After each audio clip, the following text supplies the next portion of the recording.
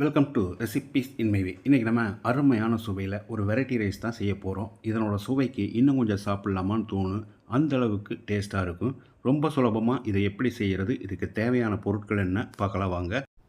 7-8 பல் பூண்டு, 1 இன்ச் அளவுக்கு இஞ்சி, 2 கொத்து கருவேப்பிலை, கொஞ்சமாக மல்லி, புதினா இலை மிக்ஸி ஜாரில் போட்டு வச்சுருக்கேன். இதில் 1 டீஸ்பூன் சீரகத்தை சேர்த்து கொரகொரப்பாக அரைச்சி எடுத்துக்கலாம். குக்கரில் 3 டேபிள் ஸ்பூன் எண்ணெய் ஊற்றிக்கலாம். 2 இன்ச்சு நீளத்துக்கு 1 துண்டு பட்டை, 4 கிராம்பு, 1 டீஸ்பூன் கடுகு, 100 கிராம் அளவுக்கு சின்ன வெங்காயம், ஒரு கையளவு இருக்கும்.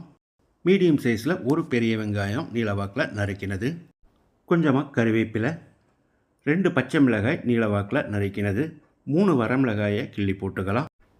வெங்காயத்தை கண்ணாடி பதத்துக்கு வதக்கிடலாம்.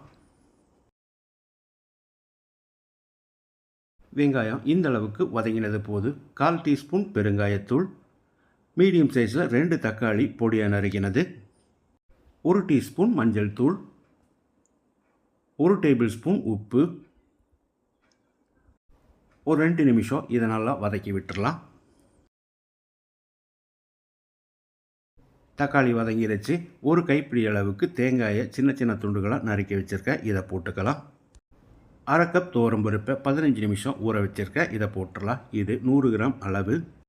இந்த கிளாஸில் 1 கிளாஸ் புழுங்கல் அரிசியை 1/2 மணி நேரம் ஊற வச்சுருக்கேன். இதையும் போட்டுக்கலாம். அரிசியோட அளவு 200 கிராம். இப்போ இதுக்கு தேவையான அளவு தண்ணி ஊற்றிக்கலாம். நான் 1க்கு 2.5 கணக்கில் தண்ணி சேர்க்கிறேன். நீங்கள் எப்போவும் தண்ணி அரிசிக்கு எவ்வளோ வைப்பீங்களோ அந்தளவுக்கு வச்சுக்கோங்க. இப்போ இதில் இஞ்சி, பூண்டு, புதினா, மல்லி, கருவேப்பிலையை அரைச்சி வச்சுருந்தோம். இதை போட்டுக்கலாம். இதை ஒரு தரம் நல்லா கலந்து விட்ட பிறகு உப்பு சரி பார்த்து போட்டுக்கலாம். நான் 1/2 டீஸ்பூன் உப்பு சேர்க்கிறேன். நீங்கள் பார்த்து போட்டுக்கோங்க. 1 டேபிள் ஸ்பூன் நெய் சேர்த்துக்கலாம். இப்போ குக்கரை மூடி 4 விசில் விட்டு எடுத்துக்கலாம். நீங்கள் எப்போவும் எத்தனை விசில் விடுவீங்களோ அந்தளவுக்கு விட்டு எடுத்துக்கோங்க. 4 விசில் வந்து ப்ரெஷர் அடங்கிடுச்சு. இப்போ குக்கரை திறந்துடலாம். வீடே மணக்கிற மாதிரி நான் செஞ்சுருக்கிற இந்த மசாலா சேர்த்த அரிசிம்பருப்பு சாதத்தை இதே மாதிரி இதே அளவுகளோடு நீங்கள் செய்து பாருங்கள். இந்த வீடியோ பிடிச்சிருந்தால் லைக் பண்ணுங்கள், கமெண்ட் பண்ணுங்கள், ஷேர் பண்ணுங்கள். சப்ஸ்கிரைப் பண்ணாதவங்க சப்ஸ்கிரைப் பண்ணுங்கள். மறக்காமல் பெல் பட்டனை கிளிக் பண்ணுங்கள்.